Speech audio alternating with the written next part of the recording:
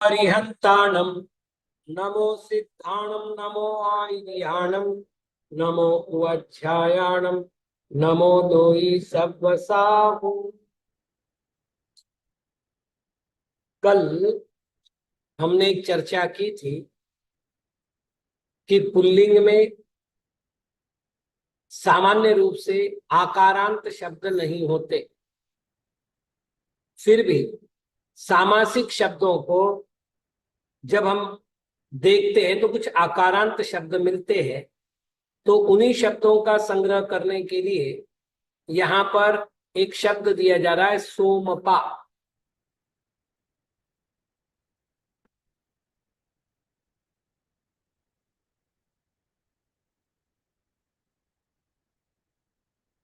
तो सोमपाह, सोमपौ, सोमपाह प्रथमा, सोमपाम, सोमपौ, सोमपः द्वितीया, सोमपा, सोमपाभ्याम, सोमपाभि तृतीया, सोमपे, सोमपाभ्याम, सोमपाभ्यः चतुर्थी, सोमपः, सोमपाभ्याम, सोमपाभ्यः पंचमी, सोमपः, सोमपोः, सोमपाम षष्ठी, सोमपी, सोमपोः, सोमपासु सप्तमी। हे सोमपाः, हे सोमपौ, हे सोमपाः संबोधन कुल मिलाकर के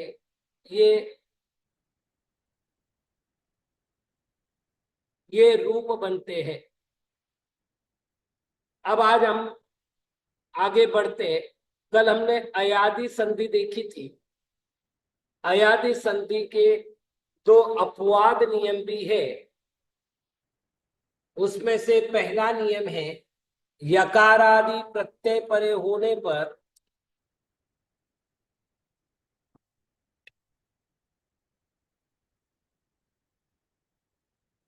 ओ का अव, औ का आव होता है।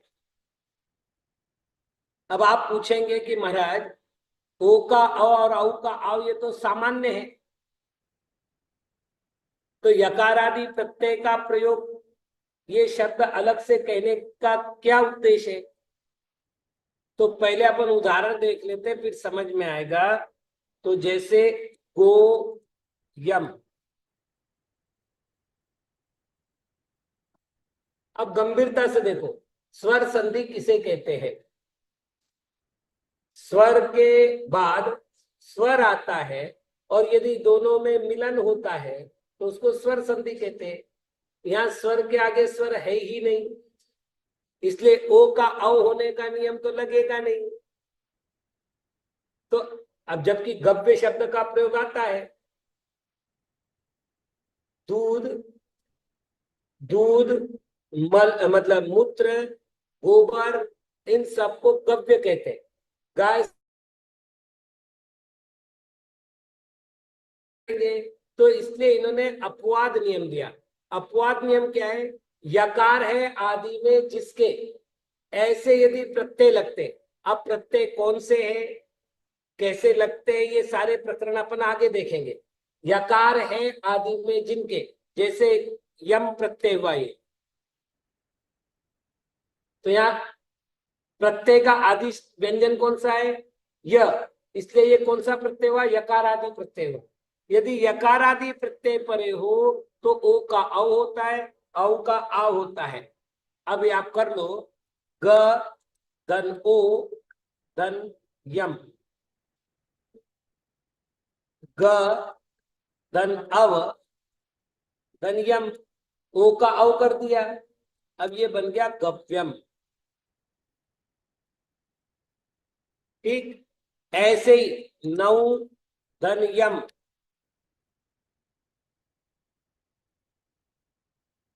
तो न धन औ धन यम, न औ का क्या होगा? आओ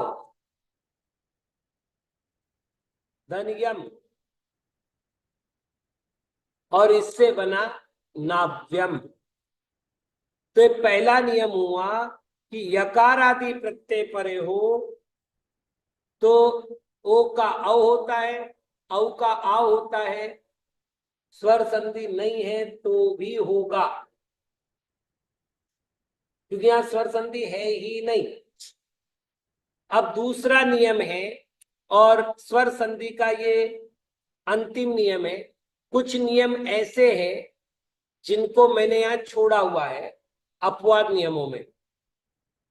तो मार्ग अर्थ होने पर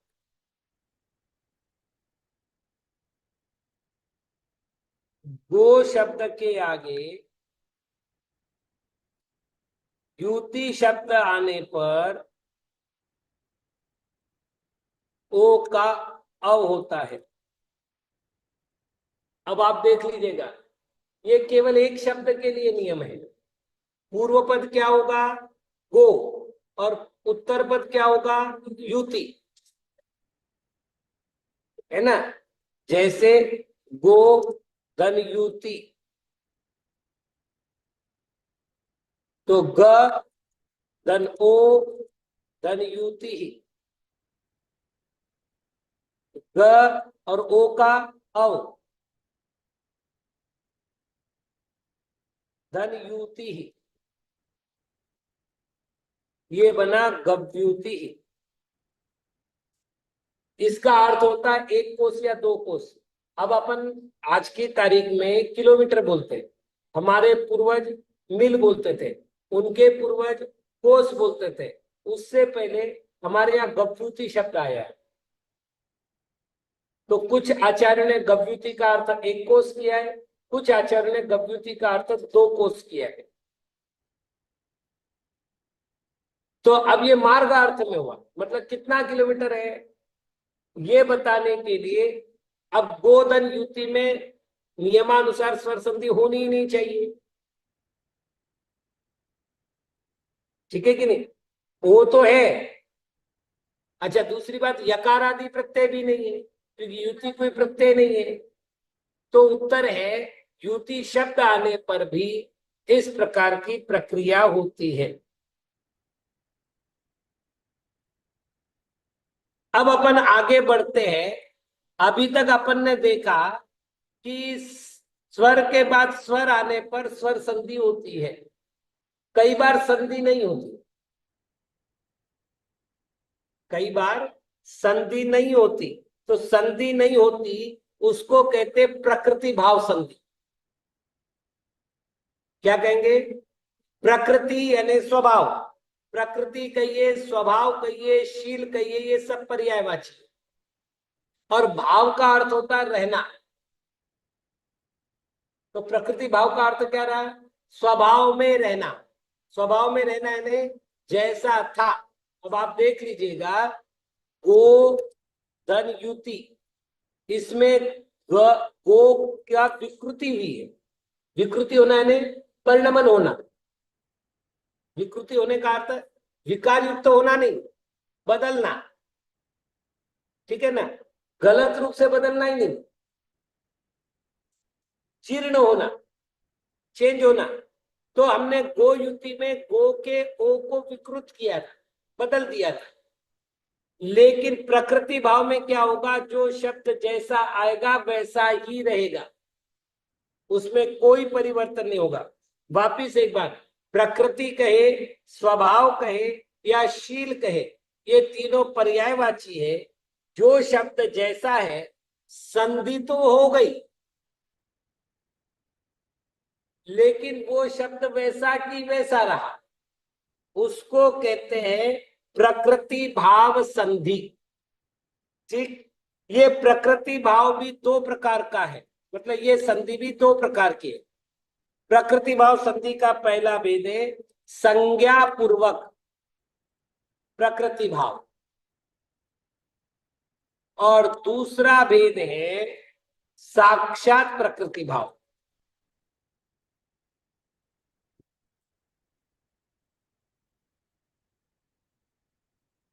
अब अपन थोड़ी सी बात समझ लेवे। हमारे यहां पर कुछ संज्ञाएं आती है, एक है प्लूत संज्ञा और एक है प्रगृह्य संज्ञा। ये दो प्रकार की संज्ञा है, प्लुत संज्ञा और प्रगृह्य संज्ञा। इनमें से प्लुत किसे कहते हैं अपन देख चुके, ह्रस्व दीर्घ और प्लुत स्वर के तीन भेद है। तो जिसका उच्चारण करने में ह्रस्व स्वर से तिगुना समय लगता हो उसको प्लुत स्वर कहते हैं। यदि प्लुत स्वर हो तो वहां पर प्लुत नाम की संज्ञा होगी। संज्ञा का अर्थ होता है नाम, संज्ञा का अर्थ क्या है, नाम। तो हमने उसको नाम दे दिया, क्या नाम दिया, प्लुत। और यदि प्लुत संज्ञा दे दी गई है तो प्लुत को प्राय करके संधि के मतलब अगले स्वर के साथ जोड़ा नहीं जाता। यदि कहीं जोड़ा है तो छंद के कारण से जोड़ा है, एकाएक निषेध नहीं है। छंद बनाने के लिए क्वचित ऐसा किया जाता है, लेकिन यदि ऐसा नहीं है तो सामान्य रूप से हमको इसको जोड़ना नहीं चाहिए। जैसे मैंने कहा आगच्छ कृष्ण, अत्र, या फिर अपन एक काम करें, कृष्ण अत्र आगच्छ। अब इधर थोड़ा सा ध्यान देवे, यदि व्याकरण की बात करूं तो मुझे दो प्रकार के संकेत प्लुत स्वरों के साथ देने चाहिए। दो में से मैं चाहूं जिसको दे दूं। एक तो उद्गारवाचक चिन्ह, ये कौन सा चिन्ह हुआ, अब आप देख लीजिएगा। अपन अकारांत पुल्लिंग शब्द के रूप देख चुके हैं, उस वीर शब्द देखा था, और वीर शब्द का संबोधन का एक वचन था वीर, विसर्ग नहीं है। यहां भी कृष्ण विसर्ग नहीं, कृष्ण भी अकारांत पुल्लिंग शब्द है, विसर्ग नहीं है, मतलब ये संबोधन है। तो संबोधन बताने के लिए या तो एक पद्धति ये है कि आप यहां पर उद्गारवाचक चिन्ह दे दो, और यदि नहीं देते तो दूसरी पद्धति ये है कि आप यहां पर तीन लिख दो।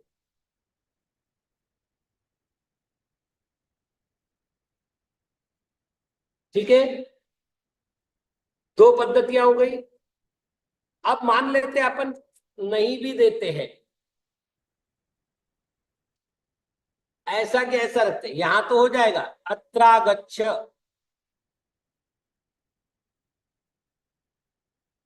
लेकिन यहां पर प्रश्न है कृष्ण आगच्छ में क्या करें। अब हमारा नियम क्या था, अ प्लस अ इज इक्वल टू आ। हमारा मूल नियम क्या था दीर्घ संधि का, अ में अ मिलने पर आ होता है, ये हमारा मूल नियम था। लेकिन ये जो अ है ये अरस्व अ है, ठीक है ना, ये अरस्व अ है। अपन यहां पर अपनी जानकारी के लिए लिख ले हुए अ बराबर 1, आ बराबर 2 और अ बराबर 3।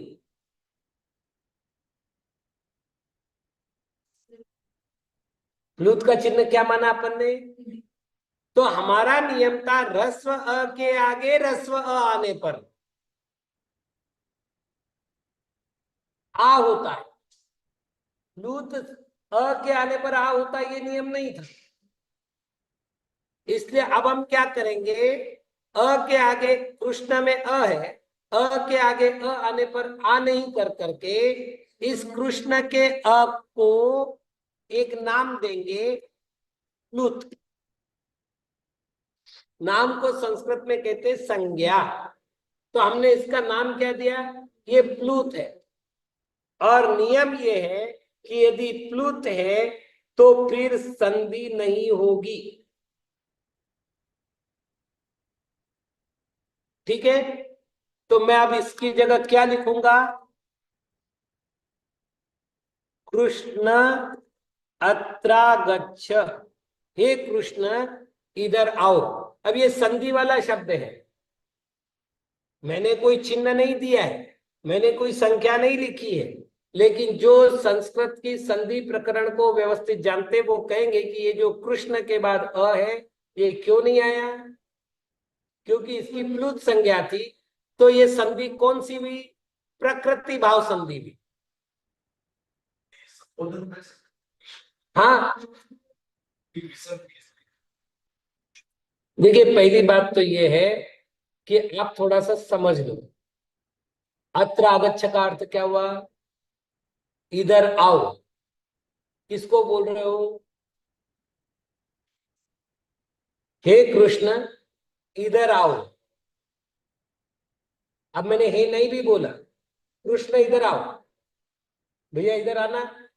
तो भैया क्या हो गया, संबोधन हो गया। तो कृष्ण इधर आओ संबोधन हो गया। ये वाक्य के उच्चारण से, वाक्य की लिपि से ही समझ में आता है। आगच्छ आज्ञार्थक है, और आज्ञा देने से पहले प्राय संबोधन किया जाता है।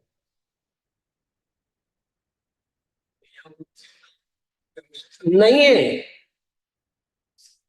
नहीं जरूरी नहीं है। देखिए फिर वापस कह रहा हूं, हम लोगों ने क्या किया, भाषा की सुविधा के लिए हमने चिन्ह दे दिए।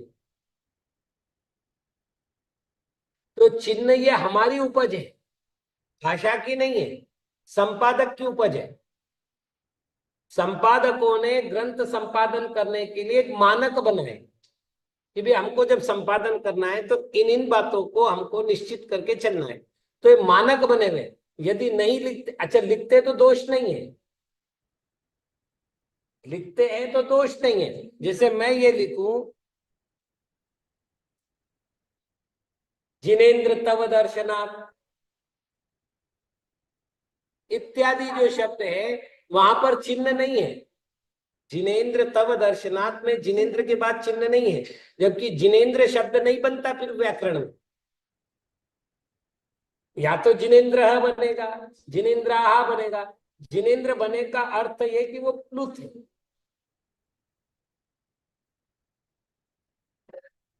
नेहल दीदी मैं यही कह रहा हूं, चिन्हों का प्रकरण बिल्कुल हमारे काल का है। यदि आप हस्तलिखित पांडुलिपियां देखोगी, पूर्व संपादकों के द्वारा संस्कृत में जो ग्रंथ प्रकाशित किए गए उनको देखोगी। आपको एक बात बताऊं, मेरा काम चूंकि हस्तलिखित पांडुलिपियों का या सामान्य प्रकाशित ग्रंथों का हिंदी अनुवाद है, 200 से अधिक ग्रंथों का मैं अनुवाद प्रकाशित करवा चुका हूं। तो एक एक शब्द के साथ कैसे प्रयोग करना है इसका ज्ञान हुआ है। तो जब हम मूल पांडुलिपियों को देखते हैं, मूल पुस्तकों को देखते हैं, तो आपको मूल पुस्तकों में कोई चिन्ह नहीं मिलेगा, पूर्ण विराम नहीं, स्वल्प विराम नहीं, पैराग्राफ चेंज नहीं, प्रश्न चिन्ह नहीं।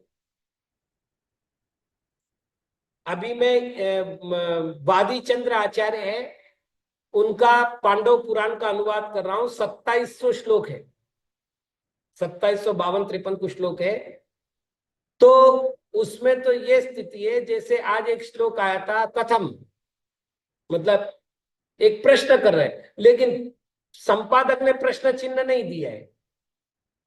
भाई श्लोक है, श्लोक में 2 लाइन दे दी, श्लोक का नंबर डाल दिया, और वो भी श्लोक का नंबर पीछे नहीं डाला है, श्लोक के आरंभ में डाला है। प्राय अपन क्या कर रहे हैं, बाद में डाल रहे हैं। जैसे मैं अगर ये लिखूंगा तो इसके बाद डालूंगा, यहां पर मैं यू करूंगा, उन्होंने ये नहीं किया है। तो ऐसी कई सारी चीजें होती है। तो यदि लिपिकार ने नहीं किया है,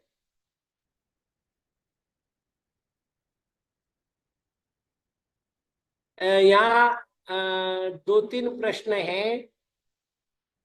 एक तो कृष्ण का संबोधन है, तो संबोधन चिन्ह आएगा क्या, यदि आप देते हैं तो बहुत सुंदर है, नहीं देते हैं तो भाषा में कोई, मतलब भाषा और लिपि में कोई दोष नहीं है।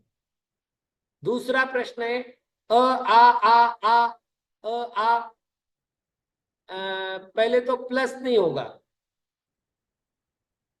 प्लस नहीं होगा, क्योंकि अपन ने अभी देखा अवर्ण में अवर्ण के परस्पर मिलने पर 4 गुणसूत्र बने थे और आ बना था। तो आ यानी दीर्घ आ और अ यानी ह्रस्व अ, इन दोनों का मिलकर के भी ये गणित नहीं हुआ कि A3 हो गया, A2 plus A1 is equal to A3, ऐसा नहीं होता। आ और अ मिलकर के आई होता है, जैसे अपन ने देखा। अच्छा, आ और आ मिलकर के भी A4 नहीं हुआ था। विद्याधन आलय देखा था और विद्याधन अत्र देखा था, मतलब और भी कई उदाहरण बनेंगे। तो उसमें महाधन अर्थ, महार्थ, महाधन अर्घ्य, महार्घ्य, तो वहां पर प्लूत नहीं हुआ है। आगे पौराणिक लिपि में क्या कुछ चिन्ह भी आए हैं? यदि हाँ तो वो हम कैसे जानते हैं? देखिए, मेरे पास जितनी हस्तलिखित पांडुलिपियां है वो 2 प्रकार की है। एक हस्तलिखित पांडुलिपियां जिनका कालक्रम लगभग 200 साल, 300 साल, 400 साल पुराना है, और दूसरी पांडुलिपियां जिनका कालक्रम 100 साल, 50 साल पुराना है। आपको एक जानकारी दूं, दिगंबर जैनों में एक बहुत बड़े सेठ हुए आरा के। उन्होंने क्या किया, पंडित भुजबली शास्त्री जी को अपने यहाँ पर आमंत्रित किया और बोले मेरी इच्छा है कि मैं यहाँ पर एक ग्रंथालय बनाऊं। तो पंडित जी ने कर्नाटक, महाराष्ट्र, मध्य प्रदेश, राजस्थान इत्यादि में घूम करके कई सारी पांडुलिपियों का वहां के विद्वानों से लेखन कराए। और वो क्योंकि आप अपने मंदिर की पांडुलिपि मुझे तो दोगे नहीं, तो मेरे यहाँ पांडुलिपि कैसे बने? तो आपके यहाँ बैठ करके मैं पांडुलिपि तैयार करूं और मेरे यहाँ पर वो पांडुलिपि विराजमान करूं। ऐसे करके कम से कम 10,000 ग्रंथ उन्होंने पांडुलिपि के आरा में संग्रहित किए। उसमें से लगभग 1000 ग्रंथ ऐसे जिनका के भुजबली शास्त्री ने लिखावट करवाई, कुछ खुद ने किए तो दूसरों से कराए, किए। अब उन्होंने सारे चिन्हों का प्रयोग करने का प्रयत्न किया, क्योंकि उनके काल तक तो चिन्ह आ गए ना। कुछ पांडुलिपि में ऐसा है, जैसे उदाहरण के लिए मुझे लिखना है गच्छेत, तो वो क्या करेंगे, मात्रा इधर देंगे।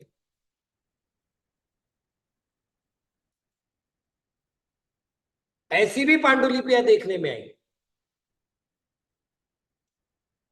हाँ, और यदि गांधी जी की पुस्तकें आप देखो तो गांधी के काल तक हिंदी का जो आधुनिक हिंदी है उसका प्रचार नहीं हुआ था। तो गांधी जी ने सत्य के प्रयोग नाम की जो पुस्तक लिखी, उसमें उन्होंने लिखा, उसने कहा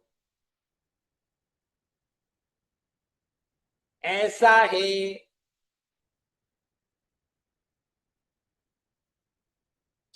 मतलब क्या हुआ है, उन्होंने केवल एक स्वर का प्रयोग किया है।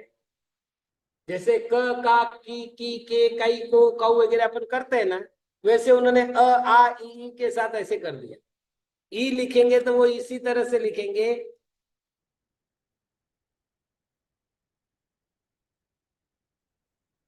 तो ऐसी लिपियों में परिवर्तन हुए हैं। तो प्रश्नकर्ता ने जो पूछा है कि पौराणिक लिपि में कुछ चिन्ह आए क्या, कुछ पुस्तकों में आए हैं, लेकिन सामान्य रूप से हस्तलिखित पांडुलिपियों में चिन्हों का प्रयोग नहीं हुआ है। वर्णमाला के 64 वर्ण कौन से हैं?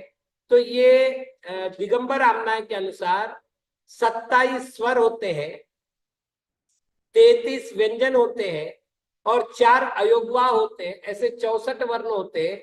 ये आलाप पद्धति का अंत करते समय एक श्लोक लिखा हुआ है, मतलब समापन के स्थान पर मंगलाचरण करके एक श्लोक दिया है कि 64 व्यंजन होते हैं, 64 वर्ण होते हैं। तो उन्हीं को यहाँ पर कहा है। स्वरों में प्लुत कैसे लिखावट है? तो पहली बात है, स्वरों में जो लिखावट है वो देखिए सामान्य रूप से स्वरों का जो लिखान है वो ऐसे ही है, अ आ ई ई उ ए ऐ ओ औ अमहा, इसमें कोई अंतर नहीं है। अब केवल इसका उच्चारण जो है, यदि किसी को बुलाने में या रोने में किया जा रहा है या गाने में किया जा रहा है, आपने अगर लता मंगेशकर के गीत सुने हो तो कई जगह उसने आलाप लिए हैं।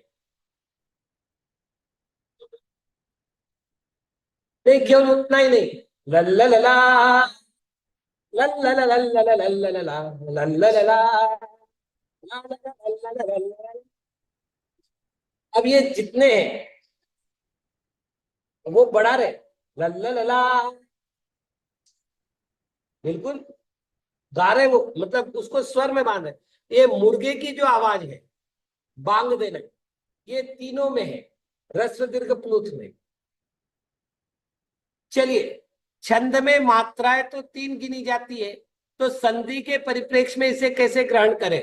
तो छंद, देखिए मात्रा चीज अलग है, और संधि के परिप्रेक्ष्य में इनको संधि नहीं कही, इन्होंने कहा प्रकृति भाव रहता है, मतलब संधि नहीं होती। मोड़ी लिपि भी थी, बिल्कुल आप सही कह रहे हैं, लेकिन मोड़ी लिपि में सामान्य रूप से कोई ग्रंथ नहीं लिखे गए जी। पहले अ कोई मूल स्वर माना जाता था, उसी पर मात्रा लगाते थे, ऐसा हमने सुना है। तो रूबी दीदी आपने सुना है वो ठीक है, लेकिन महादेवी वर्मा, हजारी प्रसाद द्विवेदी, इन लोगों ने जब साहित्य की रचना प्रारंभ की तो इनको हिंदी साहित्य के आदि में माना गया है, मतलब वर्तमान के। तो इन्होंने मानक बनाए भाषा के, और जब भाषा के मानक बनाए तो इस भाषा के मानक में इन्होंने कुछ नियम स्थापित किए जो भारत के सभी विद्वानों के द्वारा स्वीकृत किए गए। इसलिए आज जब आप लिखेंगे तो आपको उन्हीं मानकों का आश्रय लेना पड़ेगा। यदि आप ऐसा, जैसे मैंने अब ऐसा लिखा, तो कोई भी व्यक्ति इसको गलत कहे, मतलब विद्वान भी और सर्वसामान्य व्यक्ति भी इसको स्वीकार नहीं करेगा। मतलब यदि मेरी पुस्तक में अगर ऐसा ऐसा लिखा गया है तो कहेगा कि ये पुस्तक का विद्वान, मतलब इसको भाषा ही नहीं आती।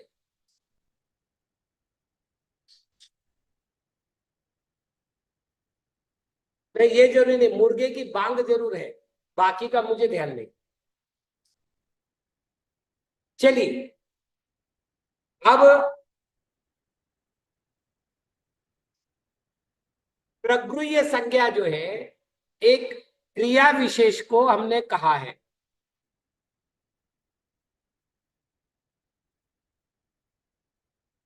नेहल दीदी, मोड़ी लिपि प्राय करके महाराष्ट्र में हमारे दादा परदादा के काल में प्रयोग में आती थी, और ये लिपि केवल ऐसी थी। देखिए, पहली बात यह है कि उस समय कोई मतलब तिजोरियां वगैरह ऐसी कोई बंद बहुत ज्यादा व्यवस्था नहीं थी, तो घरों में यत्र तत्र रजिस्टर डायरियां रखी हुई है, और डाकू वगैरह आए हुए हैं।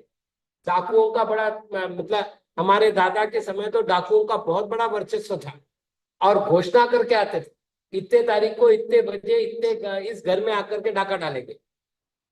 तो रजिस्टर डायरिया सामने रखी भी है, और आपको समझ में नहीं आए, बस इतना ही होता था।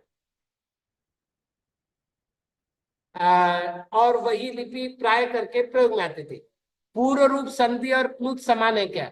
पूर्व रूप संधि और प्लुत समान नहीं है। पूर्व रूप संधि का अर्थ होता है जो पूर्व है, मतलब अभी तक क्या किया अपन ने, अ और अ मिला करके आ बनाया, तो यहाँ दोनों को परिवर्तित किया है ना।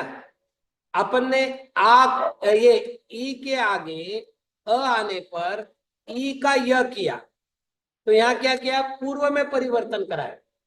ठीक, आगे कुछ जगह ऐसा आएगा कि जहां पूर्व तो जो की तो रहेगा, बाद में परिवर्तन होगा।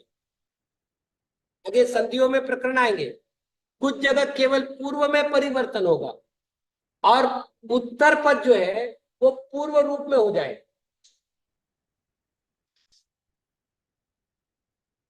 उत्तर पद जो है वो पूर्व रूप में हो जाएगा, उसको आगे आएगी पूर्व रूप संधि अपने को, वहां अपन विस्तार से देखेंगे। चलिए, अब प्रगृह्य की बात करते हैं। प्रगृह्य में पहला नियम है कि द्विवचन हो,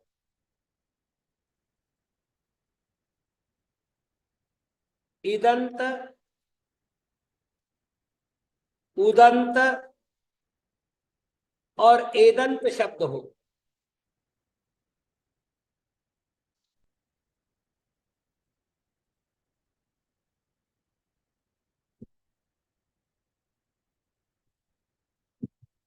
द्विवचन का इदंत, उदंत और एदंत शब्द हो तो उसकी प्रगृह्य संज्ञा होती है।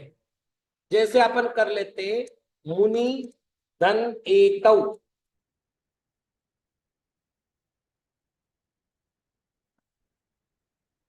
आगे अपने को शब्द आने हैं, मैं केवल जानकारी के लिए बता दूं।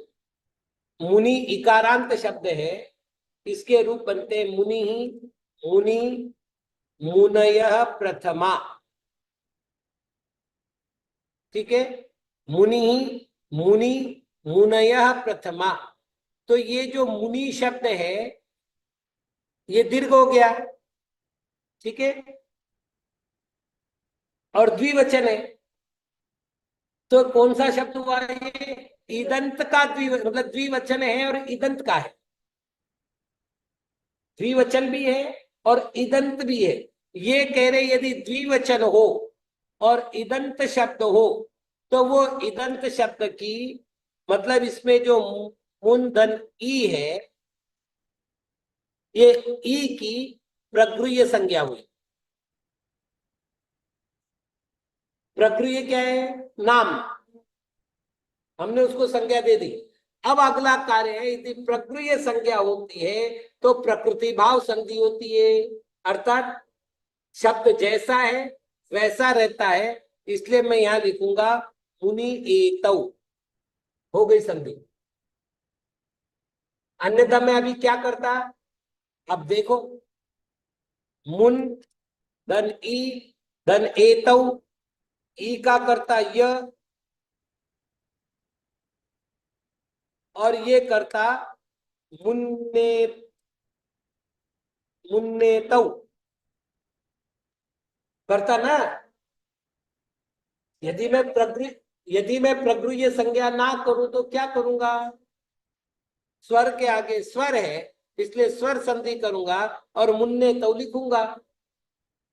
लेकिन यहां क्या करना है?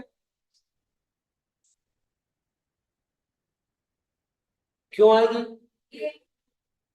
क्यों आएगी? यह हलंत है।